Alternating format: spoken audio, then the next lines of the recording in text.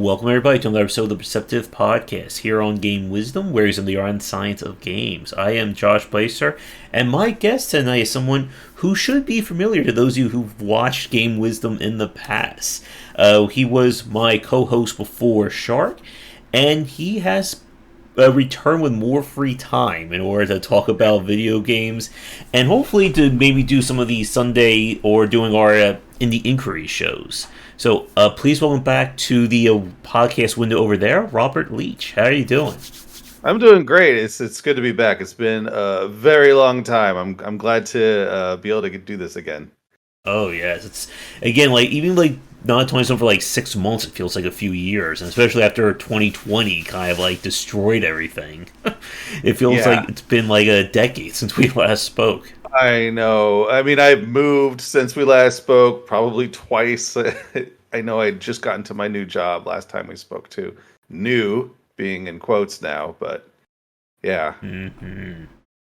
Yeah, it certainly has been a very, long, strange trip for me, at least, here with Game Wisdom. I think the last time we spoke was maybe hovering around 5,000 subscribers, maybe a little less than that. And we are now pushing 8,500. We are getting close to the big 10K. All the books I've been writing, library talks, it's just been... You already knew about all the plates I was trying to juggle back in 2018, 2017. They've multiplied. Yeah, I can't even imagine. Yeah, you were doing the streaming in terms of video and podcasts and starting the circuit of, going and doing lectures and stuff. And you had basically, I think last time we spoke, just finished your second book. Yeah. Pretty exciting times, I recall. Yeah, definitely a whole lot happening. And I guess for a lot of people who may have missed our older chats, could you talk a little bit about, who you are, what your background is, and of course, what do you do right now? Yeah, for sure. So I've been in the games industry for 20 years now. This is my 20th year. 1 month from now, or actually a couple weeks. I'm rambling. So I got my start at the company I'm currently at, Visual Concepts, famous for 2K sports games. But it's a bookend. Between the two times I've been there, where I started in quality assurance and now I'm in production and design, it was just a cavalcade of various startup game companies and fringe type gaming, like education and gambling. Can see my reaction to the gambling part. But then for a period of time, I was a indie publisher, and that was quite a wild ride, even though it was very short. Some good, some bad, but yeah, a lot of battle wounds from that period of time. Very enjoyable. It's been a good career. I can't complain, and I'm knock on wood, excited to keep things going. Mm-hmm. And you did Indie Voyage, was that 2017, 2016? So, yeah, that sounds about right. Years in my head just kind of all blend together, but the big title we released was Reassembly. This is an excellent game, and it used vector graphics, just super cool title. And then there are a couple others that I'm so bad I can't even remember. My memory is terrible. Venture Forth is one that was probably that was the kind of the thing that killed us, was trying to get that game out the door. We were already having a tough time. But yeah, we got to work with a lot of good people, good developers. Indie publishing is a tough business, and I'm sure that's not news to anyone in particular. But yeah, a lot of interesting things, experiences, developers, conventions, conferences, etc. It was fun. I think I met you, in fact, because I was looking to get some exposure to one game or the other. I think you wound up doing all three. Again, I'll come up with the third one in a minute, I'm sure. Yeah, and Zavix Tower, that's the one. Yeah, that's a good one too. It's fun. It's one of those things we can talk about as time permits. But yeah. Mm-hmm. Yeah, and that's always been the thing.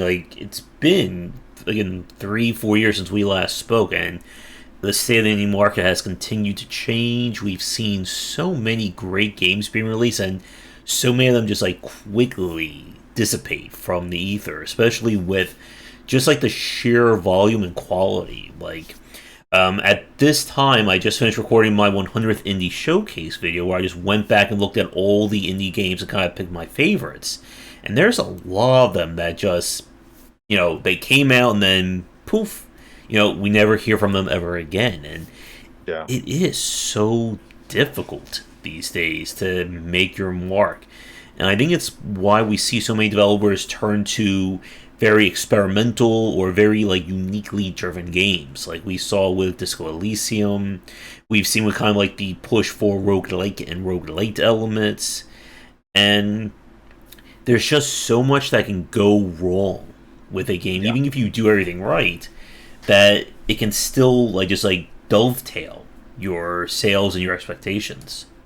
Yeah, and on top of that, I mean, you've kind of alluded to it, but the market has only gotten more saturated since when I was there, and I was kind of towards the trail end of the massive spike in indie development. But since those times, more and more universities have taken on game dev courses, and with that, you get a whole bunch of amateur folks making games and pushing them out there, whether they're done or not, whether they're good or not. And then you've got hobbyists and stuff. But because all of these tools are so accessible, I mean, you've got the higher end of Unity and even Unreal, but then you've got the all manner of lower end game development tools that are very easy to access. You make a couple of assets, you buy a couple of assets online, you throw together some logic or quasi code, and basically stumble across some shooter that you basically based off of a tutorial. I see too many tutorial games out there. It's a little frustrating to see that for sure. Mm-hmm. Yeah, and even like the ones that have like very unique gameplay, it can still fail when it comes to the marketing, the store page, Oh yeah. things like that. And it's one of the reasons why we were doing the Indie Inquiries show, and why we're going to try and do with Rob and I in the future, just to try and get more information out there. Because just because somebody like us will enjoy a game, that doesn't mean anything to the general consumer. I've said before that, my tastes and my playstyle is, far removed from the average person who plays a video game. And just because I like a game, and because I can ignore a bad store page or the aesthetics being off in a game, that doesn't mean anything when your game's in front of, tens of thousands or millions of eyes on a major platform, and they take one look at you and go, ugh. And then, off the page, never to be seen again. Oh yeah, and having watched some of those showcases, it is this little mind-boggling at the level of understanding that some folks have in the base level of marketing, just basic presentation. Marketing is hard. Yes. I mean, getting your name out there, getting your title out there. Not everyone is terribly social, even online. Social media for a lot of people, certainly the older folks is more of a mystery than for younger. But at the same time, all these young developers, you don't necessarily grasp it either. So with all the different social media outlets and all the different, like you had mentioned before, keeping plates up in the air, you've got, of course, your Twitter and Facebook, but they're the kind of older stuff. You've got Discord now that you have to juggle. Do you have a Discord page? Do you have a website, which is the older school method? And where is your game? Is it on itch? Is it on Steam? Is it on the consoles? So many things to keep track of, and every single one of those requires different assets to present with and different copy that you have to write. It's such a headache to do that. And if you can't, then yeah, you're not going to sell anything. And if you can, well, you still might have a game with bad graphics that just turns people off immediately. And like the new thing now, I see developers are on TikTok and doing like little TikTok videos as like another form of marketing. And it is one of those things you have to keep evolving. You have to keep growing and iterating on, or you're just not going to succeed. And we've seen developers, I think, really struggle with this idea that what I did 6 months ago, 2 years ago, whatever, that doesn't work anymore. You have to be thinking about what people are expecting out of games today. And I still see games being released that have like no volume sliders, no control rebindings. These are stuff that we would consider to be, as fundamental as making sure you have seatbelts working in a car, Yeah. and people still miss it.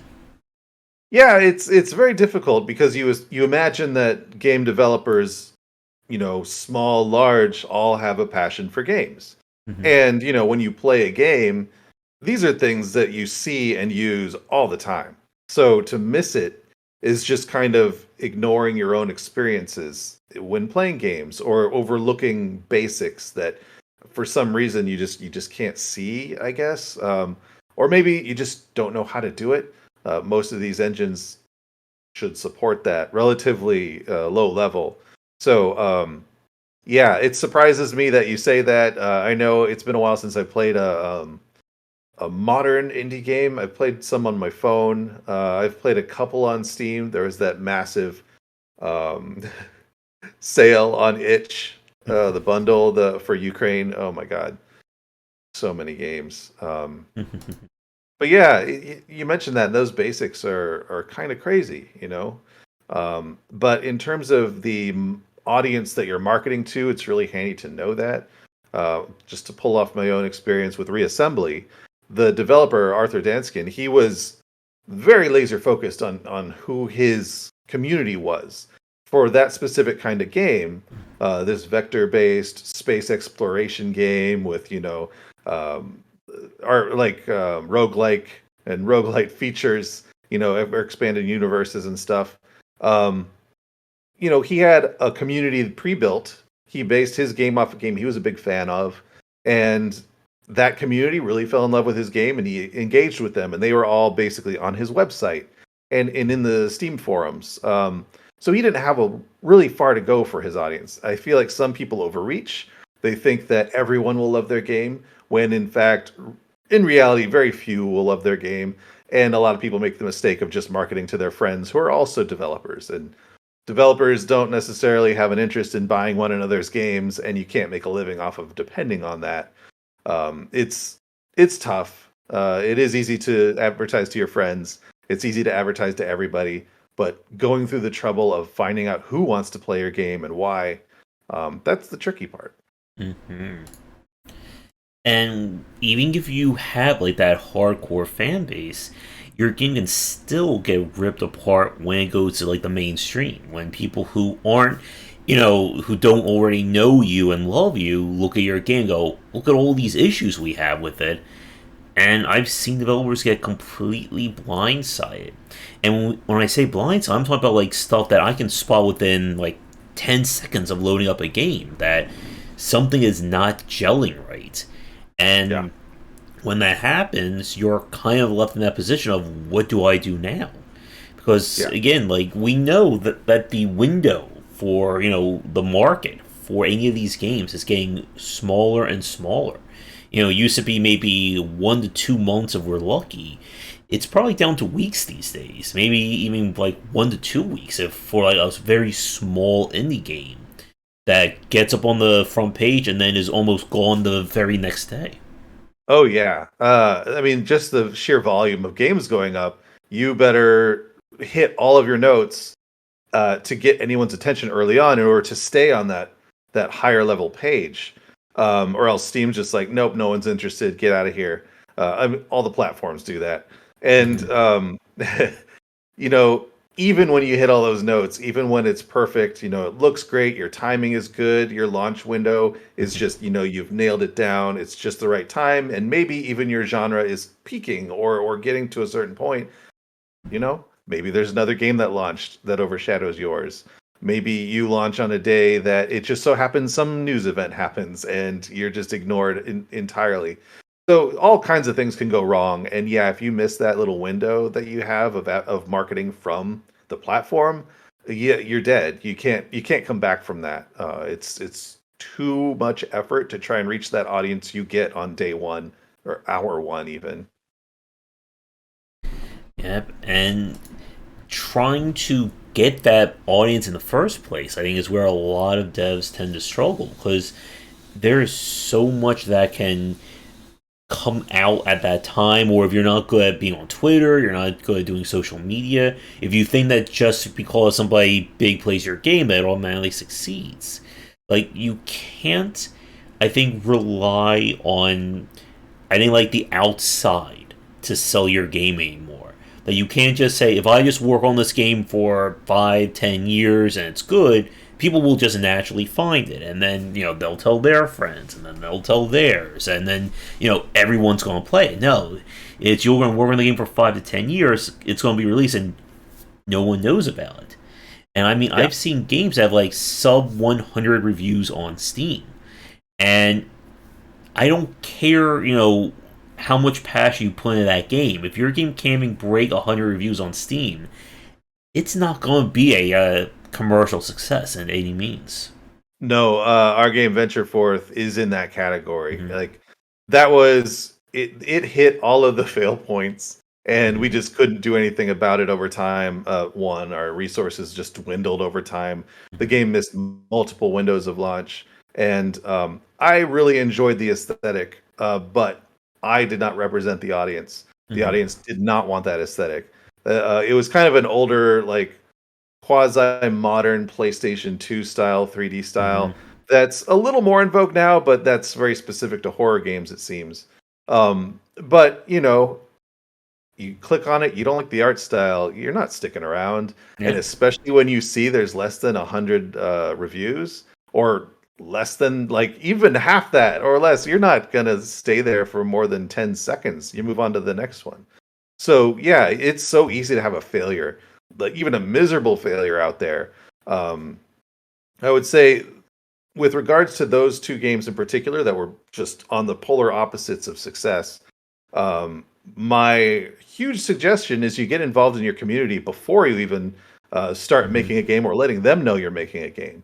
And by community, I mean people who like that kind of gameplay, not other developers.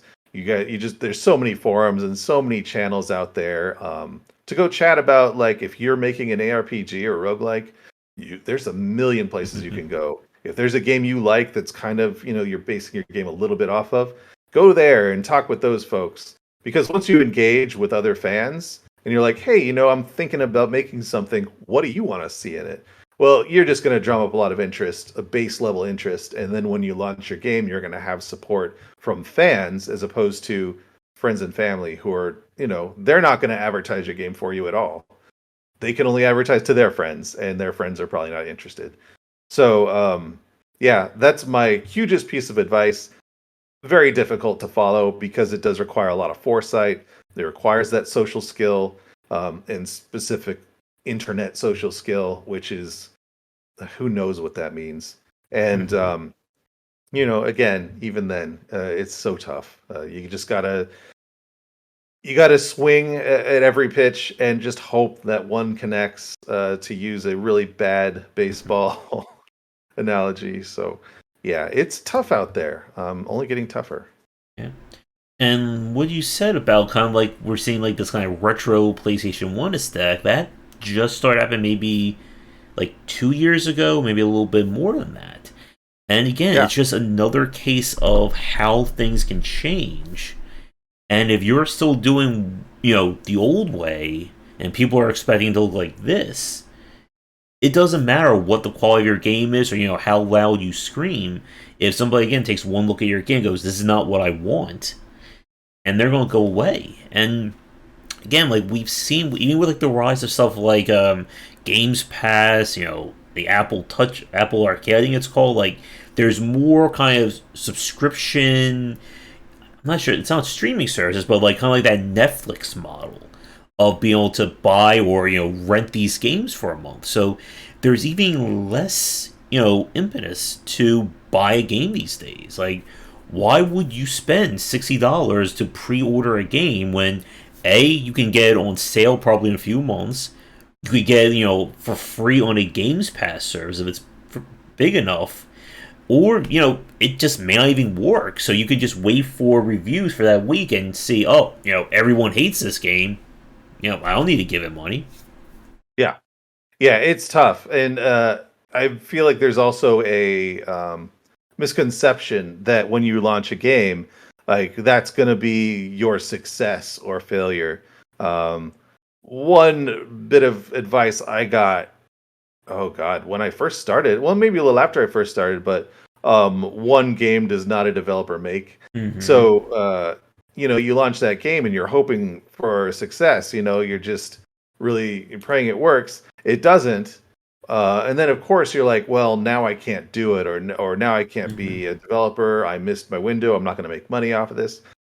Before you see success, you're likely going to see failure. There's so few examples out there of developers Mm-hmm. who are like, first game, home run, I'm a millionaire now.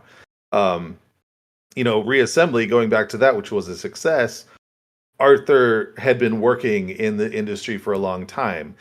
He worked in video driver creation, which is, insanely tough. But, from there, you actually see how things are made, how projects work.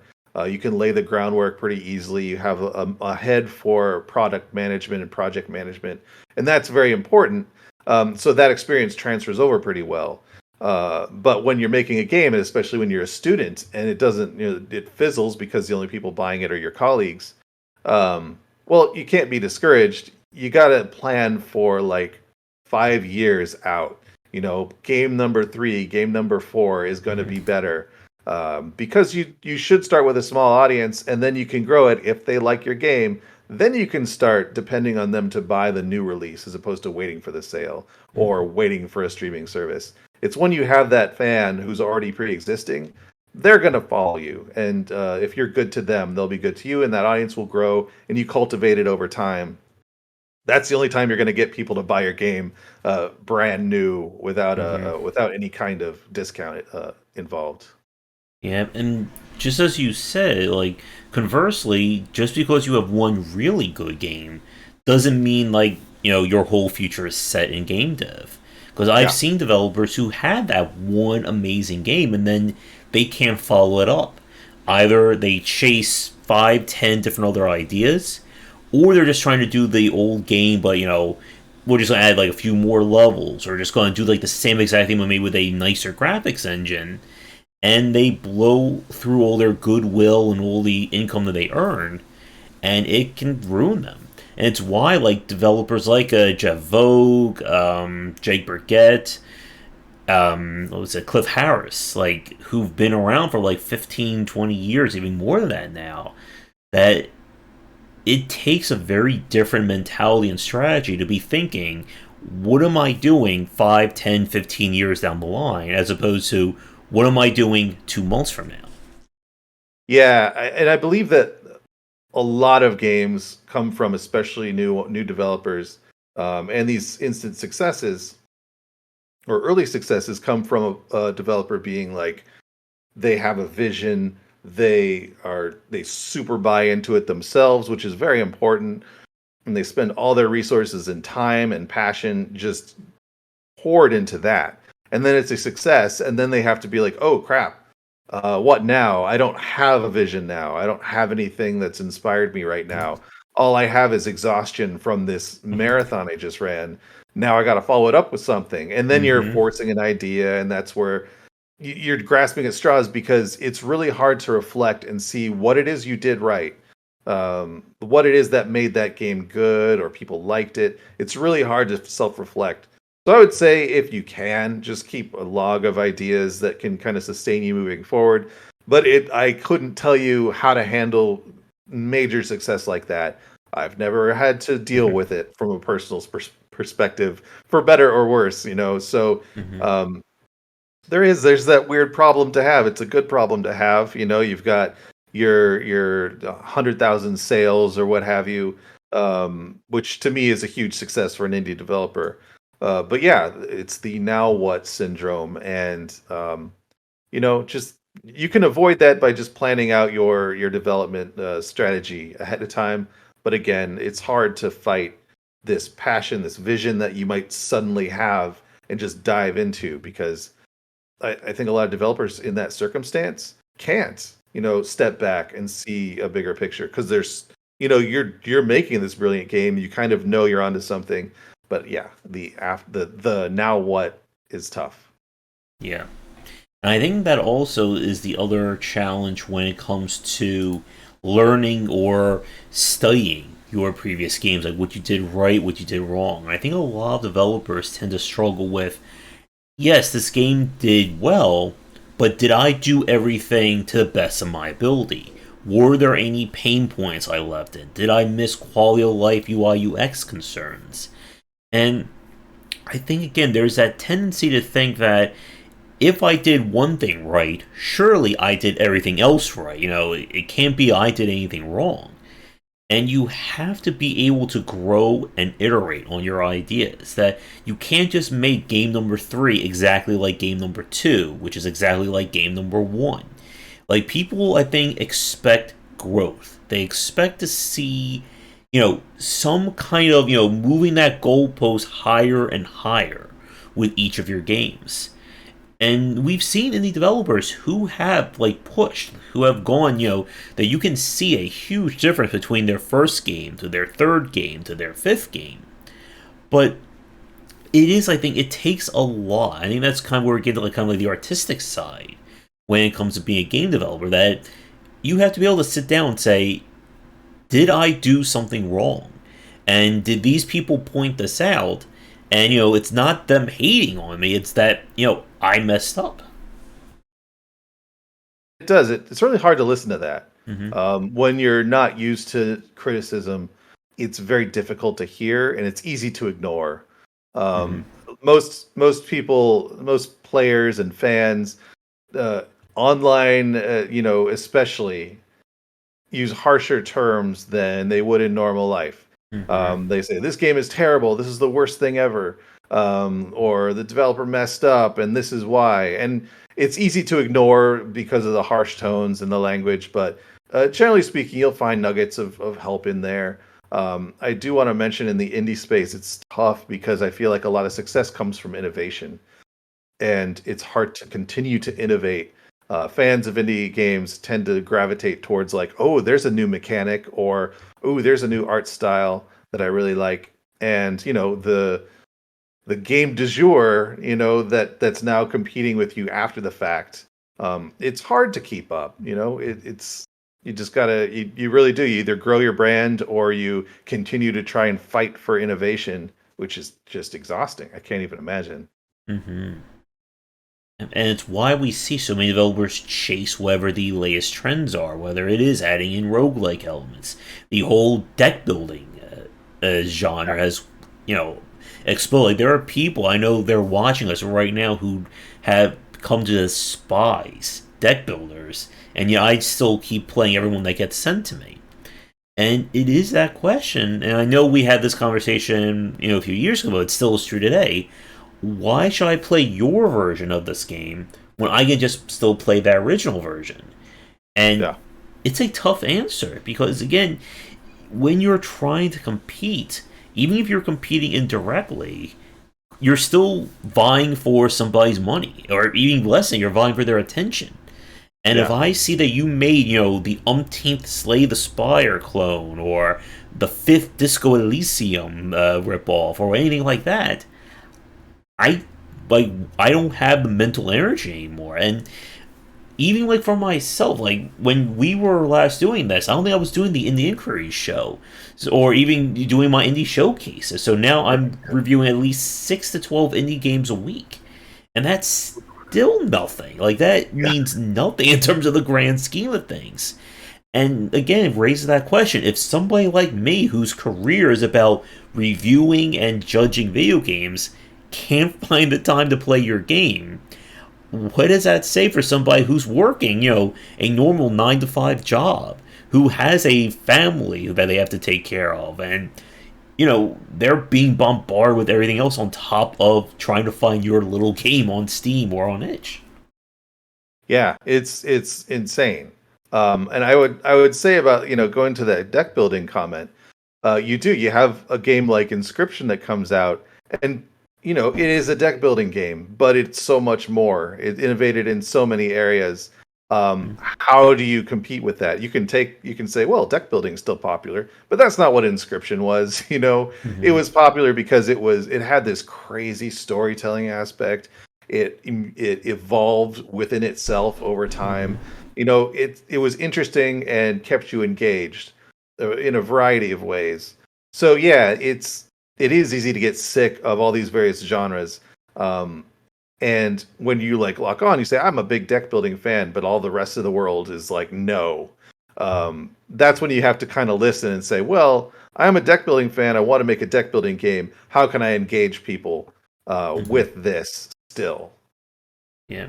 And Inscription is a really good point because, again, this kind of gets at the other topic we were going to talk about today, being more about like lore and world building in games. That it really is about trying to raise, like, I think, elevate your game. That it can't just be here's 5 levels, here's the ice level, here's the fire level, here's the plant level. Get through it, you win, end the game.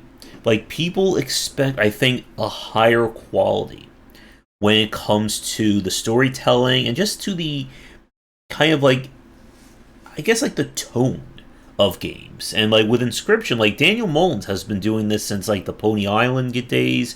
I'm not sure, and he's done a lot of like smaller free games, and he has built like this whole brand around the fact that there is something more to each one of his games. Like, people have already discovered like there's secret endings and secret files. You have the data mine and Inscription that may be traced to another game that he did and maybe traced back to the Hex.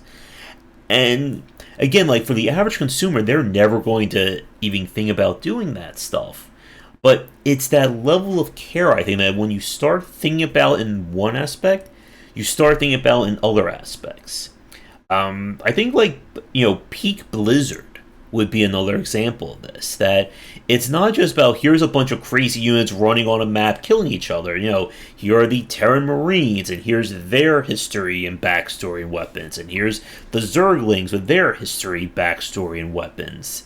That it just really, I think, in a way, it creates that, I think, higher quality of your game. And maybe like even like the horror genre in like the last like decade could be an example of this. Like, all the lore and world building of something like Five Nights at Freddy's and Outlast, and I'm trying, my mind's blanking, like Doki Doki Literature Club that kind of blew up for some time. Yeah, it is interesting because I feel like lore has gotten to that point where it's a buzzword, and players I've seen in some of your reviews of indie pages, they'll use that word and not follow it up with like what that means to their game. Lore doesn't just mean you put something in the background and it has some element of story to it. It should enrich the whole title. It should engage the player.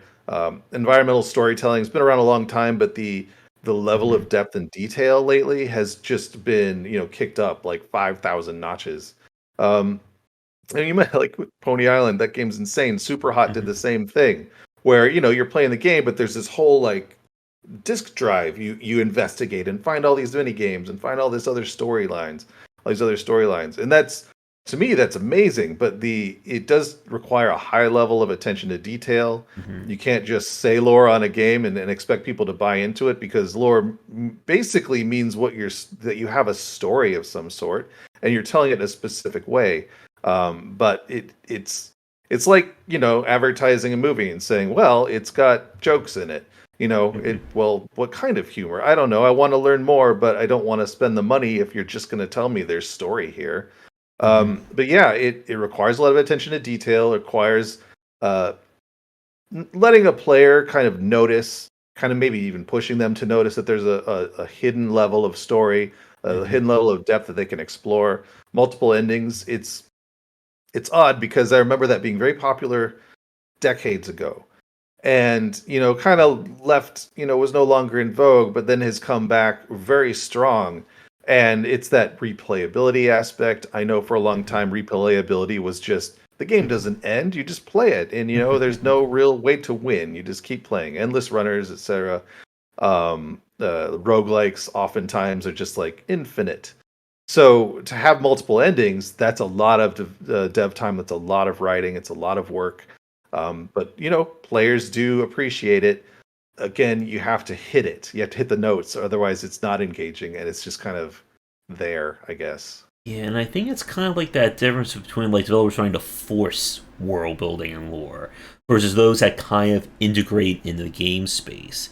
Like you can't. I think that's kind of the issue we see from a lot of the indie horror space that have been trying to copy the Five Nights and the Outlasts and the Amnesias. That the story is just like super paper thin. We have all these historical documents you can find, and these characters reference all kinds of things that will never be seen or discussed in the main game. You may not even play as a main character. You're just maybe just like this disembodied camera wandering around. And I think it's again that case of trying to copy someone else's homework, but you're not understanding why they did that. I mean, you can, like, the complete antithesis of that would be From Software. Like, right now, Elden Ring is blowing up huge. It will probably be, like, and I said this in my review, it's probably going to be their magnum opus for some time. Like, I think this is going to be the game that people are going to equate to From Software for a very long time.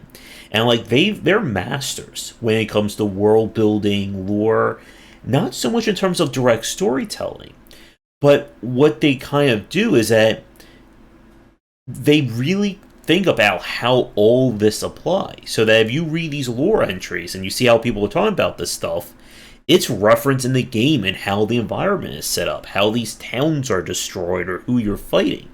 But you can completely ignore it. And there's still, I think, that level of quality that, whether you ignore it or you fully embrace the lore, that the game is still enjoyable. Whereas I think for a lot of smaller games, the lore is there, but it just doesn't connect anywhere. You're just saying, oh, this thing matters because I say so, but then you can spend 5 hours wandering around. It's like, okay, what was the whole point of all that? Yeah. Yeah, it's striking that balance between gameplay and exploration, which is tough. If your gameplay is really engaging, people aren't going to care about the exploration so much. The vice versa can be true. I know, like, Dear Esther was just purely like this quasi-linear exploration game that made you feel like it was open world, but it really wasn't. Mm-hmm. And like the Amnesia games are very similar in that regard. But this story building, this storytelling through environment, I feel like is the natural evolution in games, because linear storytelling, well, that's books, that's film. And in games, you're a character that you don't know much about. You're just kind of yourself playing an avatar. And, there's never going to be a point in time, games have tried forcing that for so long. Like, you run into an NPC and it's like, well, hey, your name. Don't you remember when, we did this and we're trying to do this now? Press A to jump. Like, that kind of thing is awkward. So immersing yourself in a larger story allows the player to kind of like engage in the way that they want, to take part in it as much or as little as they desire, knowing that that's all there, knowing that they're a piece of this larger picture. Old RPGs did that, but at the same time, it's like it's still very linear in that regard. But I feel like open world storytelling and environment stuff, it isn't necessarily linear. It is just something that enriches everything, every aspect of gameplay. Yeah, and it's something that you can embrace or ignore, I think, as much or as little as you desire. And you can still get some enjoyment out of the story. Somebody who plays Elden Ring all the way through and doesn't look at one item description is still going to enjoy the game, just as somebody who does look over every single item description and tries to link everything together. And we've seen people make like 5-10+ hour lore breakdowns of a Dark Souls games. And I think that's kind of like the important point, that the player needs to be engaged regardless of their interaction with the lore. That the lore by itself is not this magic element that automatically makes your story better. It has to be integrated into that space. I mean, we still talk about Valve with Half-Life 2 and Portal decades later, that they were like on like the cutting edge of that. We can even go back to stuff like immersive sims like Thief, Deus Ex, that also integrated how the player moves to the story and then the story to the lore. Like I still have not played the original Thieves, and I need to someday rectify that. But like people were telling me, like you can see, like if you're in a lower class home, they'll use like this style of building or this style of trash. So then you go to like the upper class elites, their homes look like this. Prey, Prey 2017 or 2016. Again, all the years don't mean anything these days. But like that version of Prey and like the Dishonored games, like there is so much detail in these games, and people tend to notice it. I think when they become engaged. Like if you can't hook someone with the gameplay, having amazing lore means nothing. And I say this a lot about like horror games where you're trying to scare me, but I'm being annoyed because the camera is shaking or the actual controls are clumsy or cumbersome. I don't care that you're trying to spook me with some guy, about to jump scare me out that window, where I'm busy over here going, why can't I walk straight?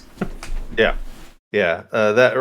Watching a lot of videos about those kind of games. It reminds me of the old Alone in the Dark and the old Devil May Cry, where you have that single camera perspective and the movement is just awkward at best. You have to learn. You have to spend time learning how to move in the world before you even master gameplay. But yeah, I do want to mention also that lore and storytelling does not equate to, and I feel like this is a mistake a lot of people don't necessarily make, a lot of text. You don't need a lot of text. Like you can have text and use that as a way to engage players, but unless they have a reason to read it, like Lord knows, I love playing ARPGs. Titan Quest, Torchlight. I have avoided Diablo for a very long time, unfortunately. But there's so much text in there, and I could care less. I just give me more spells. I want to blow stuff up. So I know there's story, but a lot of times it takes away from your gameplay experience as opposed to adding to it. Torchlight is not very good at having an immersive environment that supports the story elements. Torchlight 2 in particular is what I'm talking about.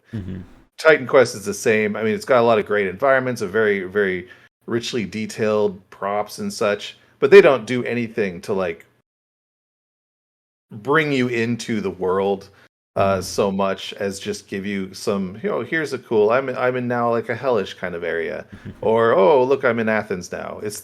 It's not, there's no elements that progress the story and give you hints as to what's going on outside of the realm of you going around and beating stuff up.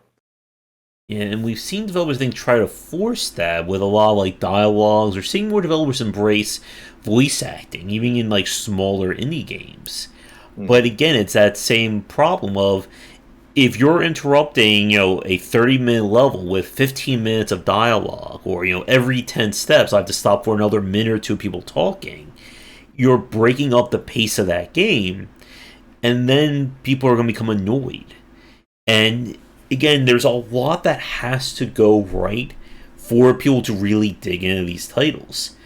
And I think one of my favorites is being able to have the conversation and stuff happening while you're in the middle of playing, rather than stopping the game and watching the dialogue scroll. And it is tough. It is a lot of work to do that, and again, keep players invested. But it kind of goes back to our main point for today, that people expect more. That the days in which you could just do a Pong clone or try to make a game like Asteroids, but maybe instead of asteroids, it's bugs flying around space. People don't want to spend even $1.99, 99 cents when they can buy an amazing game for $5. Or again, the mobile scene, there are a lot of high quality free to play games that are all designed to get you to spend hundreds of dollars over their lifetimes. And why should I dedicate 30 minutes to your little game, or even 15 minutes? Yeah, it's really tough. And there's so, I mean, honestly, this is how I remember our conversations going in the past. There's so many more things we could say about any of these topics in any of these games. It is so difficult. Another quote from a developer I recently worked with, and it's hardly a quote. It's just this. It's funny. It's making games is hard. That's that's the best way of describing it, because the level of effort just to put into one of those tutorials and make it reasonable as a playing experience. I mean, you're making assets, you're putting together assets. There's still logic that has to be created, implemented, and tested. And that's before you get to anything resembling like real gameplay or like a level flow. A tutorial is barely a 1% of one level of a platformer, let alone creating the ice world and the fire world and game balance and enemies and weapons and things that do different things to engage the player. And now you're thinking about lore and different endings. And that takes your 1 hour tutorial that you think you're going to put on Steam and get a couple of bucks out of to a year-long dedicated process. It's tough. And I've seen games become like 5 year projects and Oh eight yeah. Oh year my god. projects. And again, it's one of those things that we can sit here and chat about this for hours and hours on end. And there are games that can break these rules, or, it seems like for like one studio or one developer, it's easy. Like everyone, their games is perfect in their respect, or they hit those markers exactly. And then a lot of people are just left scratching their heads as, what did they do? Why is their game working and not mine? One of my favorite studios in the last few years is Project Moon, who did Lobotomy Corporation and Library of Ruina. Two completely very different games, lots of lore and backstory, and it seems like their whole MO is how do we break the normal conventions of our genres? Like Lobotomy Corporation is a management style game where you're controlling units like in a auction not included, or kind of like sim style, you're clicking, moving them around. Then you're dodging laser beams and watching enemies like charge your corridors. You have to move your characters out of the way. Or one of the situations, they disable your ability to pause, and it just completely breaks all those conventions. And it works for them. They've built up a very big following, and that translates into Library of Ruina, and now they're working on a third game. But the point is, from the outside, it's hard to tell. Okay, they just put a bunch of weird stuff together in this game, and weird and unconventional equals success, right? No, it doesn't Yeah. like often work like that. Like a Darkest Dungeon is still another big poster child. People are still chasing that, Lovecraftian brutalism of trying to play that game without understanding how did they do pacing right? How did progression work? And it is hard because we can look at these games from the outside, but we'll never know without talking to developers, and why I talk to them so much. All the lay work they put in to building this lore, to making sure they do the marketing, to making sure they've crossed their T's and dotted their I's in terms of their game systems to get these games successful. Yeah. Getting that recipe and extracting it, reverse engineering it, is a difficult process Mm-hmm. because it's easy to presume one thing over another. Darkest Dungeon in particular, it's like on top of their art style, on top of the characters, on top of all of like the enemies and the locations and all of the work they put into it, there is a very hardcore game balance engine going on that you get all the numbers right and all of and make sure the progression is right, like you say. That's, you can't ignore that. That's one of the most, like, that's the heart of the game, is the engaging, difficult but not impossible gameplay.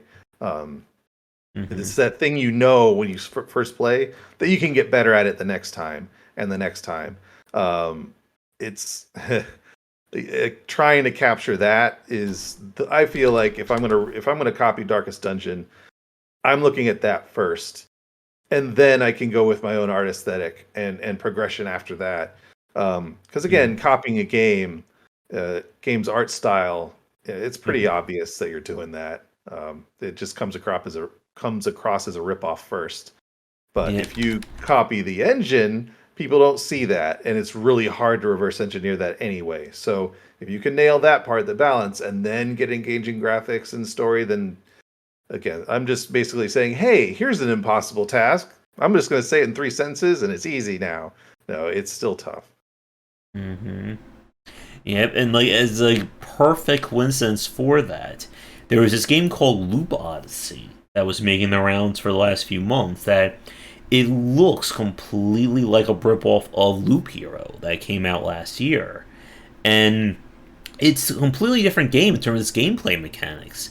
But again, it is aping all the aesthetics and tone.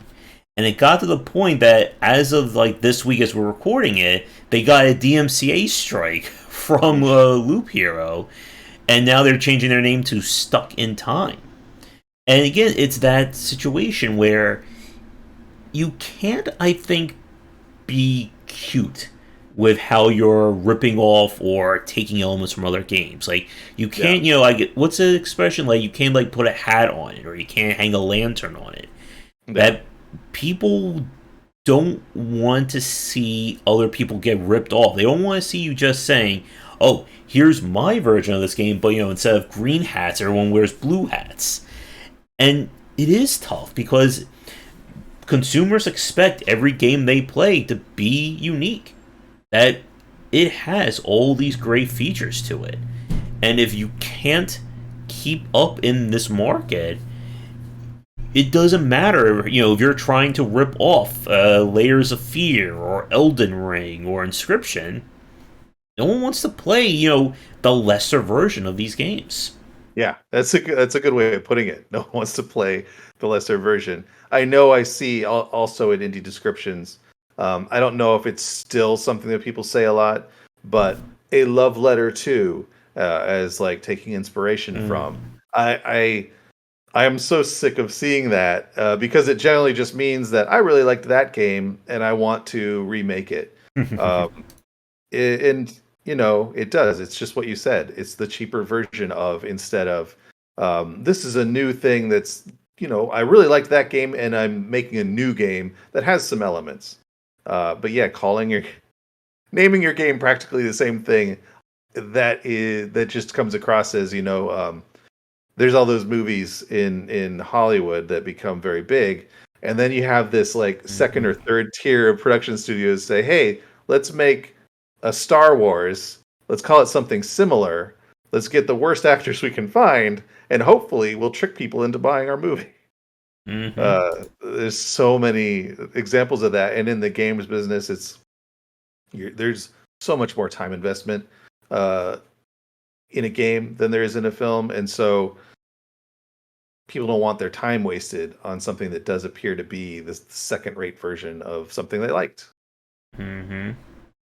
Yep, and again, like there's that difference between a market for a specific game or a specific genre and a market for that one developer or that one specific IP. And just because you make your version of Darkest Dungeon or FTL or Celeste, that doesn't mean that all those people who played those games are just going to go, oh, this is a better version. Let me just toss out that game. I'm going to go play your game. And it's something that I wrote about in my next book on mobile design, free to play, that one of the big things that kind of led to a shift in the mobile market were developers realizing we can't compete with Clash of Clans or Angry Birds or Candy Crush Saga. We have to do something different because that market is completely entrenched. A Candy Crush Saga player is only going to play Candy Crush, just as somebody who only plays Darkest Dungeon or FTL is only going to play those games. And you have to be able to, prove to people that your game is different.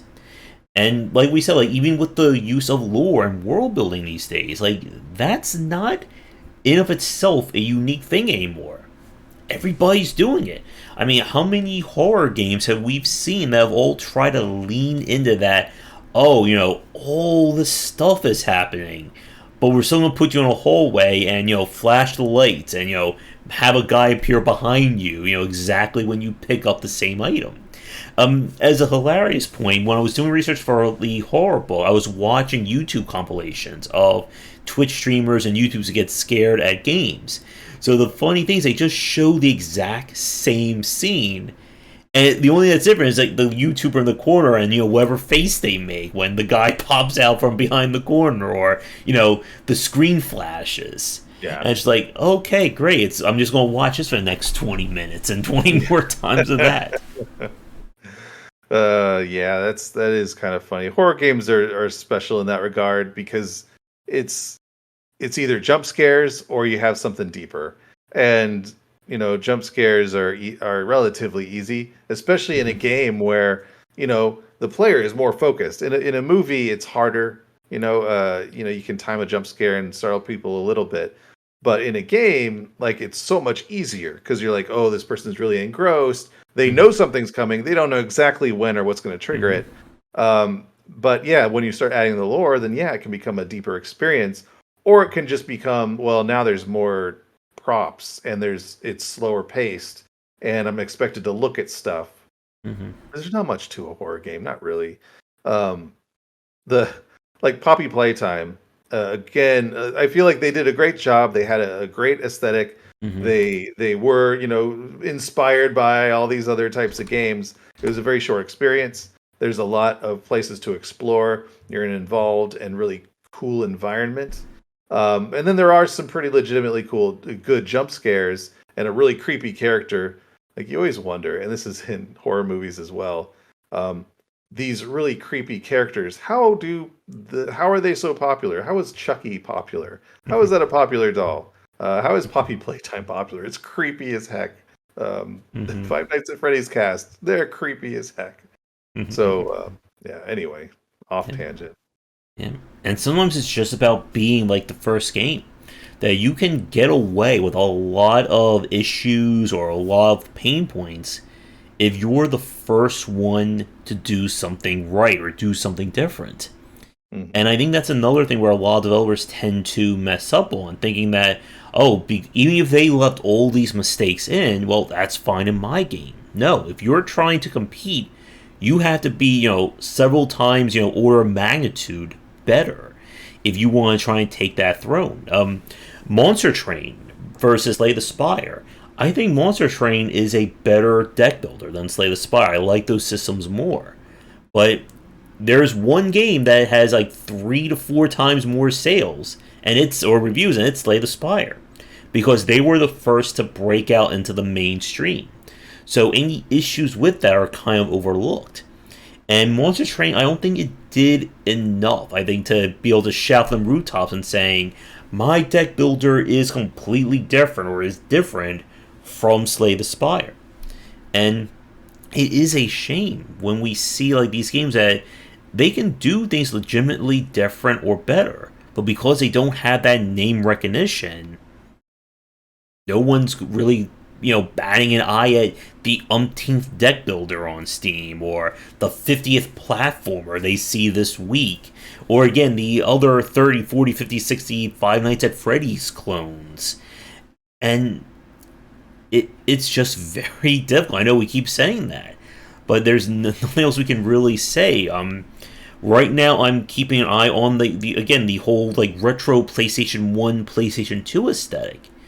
And while I see a lot of horror developers and people embracing it, I still don't know if the market is really going to resonate as much as the developers want it to. Because like we've said, you can dream and wish for a particular style or a particular genre to blow up. That doesn't mean anything with the consumers when they see, a game that looks like a PlayStation 1 title. And I think there's also that line between, and this goes back to what you were saying about, being, spiritually inspired or, reminiscing of an older game. What's that line between I am, trying to pay homage to I'm just trying to make the exact same game that I saw 20, 30 years ago? Yeah, that brings us all the way back to that like how to differentiate yourself and stuff like that. Um, Oh boy, I had a thought and now it's escaped me. Oh, that's what it is. I have a term now. It may have already been used, but I'm going to call it genre fatigue. Hmm. Um, Deck building, horror, that PlayStation horror, which is it's effective, but I feel like YouTubers have taken that over, and Hmm. it's no longer about the games themselves. There's now like YouTube shows, for lack of a better term, that use that now. I kind of look at Backrooms. I don't know if anyone's seen or watched Kane Pixel's Backrooms videos, but that's there's a Backrooms game, but it's so much more engaging on the YouTube channel for some reason. So until the game can actually take people back from a passive experience, of just a viewing experience, a casual viewing experience, and really engage, because that aesthetic is it's difficult. I do never see it becoming mainstream. I mean, we all moved on from PlayStation One for reasons. Hmm. Um, so, you either got to modernize it just enough to be engaging. You got to make it a game that has good controls. You got to make it a game that has, uh, keeps your interest. There's too many of those games where I see like you're just in one location and doing things or just waiting for a timer to count down. Five Nights at Freddy's was like that, but you know there's so much going on for this, and you're waiting for different things to happen, but there's just so much going on that you're never really waiting, you're always doing or just prepping. And some of these other PlayStation 1 style games, you're waiting for that time trigger, or walking towards a place that's going to be a location trigger, or picking up something that triggers a storyline. You never know when that is. Sometimes you get lost and it's easy to lose interest, whereas in these YouTube videos, it's just like you're straight in, you know what to expect. Again, I've gotten on a tangent big time, but the fact is it all comes back to uh, knowing how to take what you're trying to, the inspiration you're taking, and make a Hmm. game out of it that players can play and enjoy. Yeah. And I guess we are about an hour in, so I think we can start to wrap things. Because I know how much time you have left for Yeah, today. no, I keep looking at the time like, well, I like this conversation. I don't want to say, Yeah. but I do have to I go. guess my final point then, and then we'll wrap things up. Like I did judging for the IGF last year, so I got to see a lot of student games, and like again, you can see that difference between someone who's just saying, "I really like Mario. Here's my weaker version of Mario, or here's my lesser version of Diablo, or whatever," and then somebody who kind of understands, okay, I like this. Why do I like it? And how do I go in a unique direction?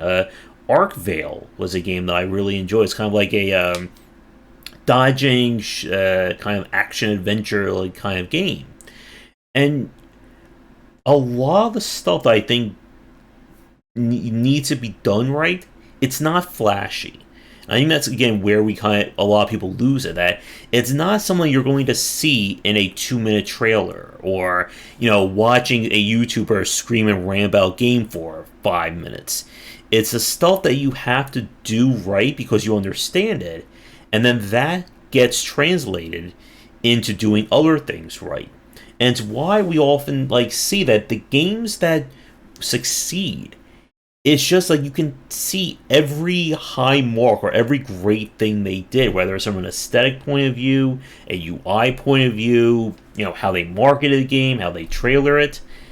And again, like for a lot of people, they see it just as, magic, where they're just getting lucky. But it takes a lot of work. It takes, I think, far more work than anyone realizes, because we're talking about a successful game, let alone just getting a game out the door. That is its own monumental task. Absolutely. So, with that, I know we're recording this during your lunch break. I don't want you to get in too much trouble. But yeah, for those of you watching this, we're going to try and record some indie inquiries with Rob coming up. So be sure to tune in for that. Do you have any social media, any you would like to plug, things like that? Not at the moment. The thing I'm working on is I got an old PlayStation 1 and 2 backlog I want to get through, and I'll probably do some like kind of fun game commentary on that at some point in time. But I have nothing to plug right now. I just enjoy doing the videos, and I'll start to eventually get some more going on. But right now, not much. I'll let you know. All right, sounds good. Yep, so hopefully we'll be able to chat some more in the future now that you have a little bit more free time. And yeah, it was great catching up with you tonight. Oh, totally. Very much enjoy it. As always, we get lost in the discussion and time just kind of flies. So, yeah, it's I'm enjoying it. All right. So, for those of you watching, thank you for tuning in. Do all the liking, subscribing, and commenting. You'll find all the links down below, as well as to my Patreon, Twitter, Discord in the upper right. If you are a developer who would like to come on for a chat about your games, projects, whatever, please get in touch. Come back for daily discussions on game design here and on game wisdom, where some of the art and science of games. And until next time, take care.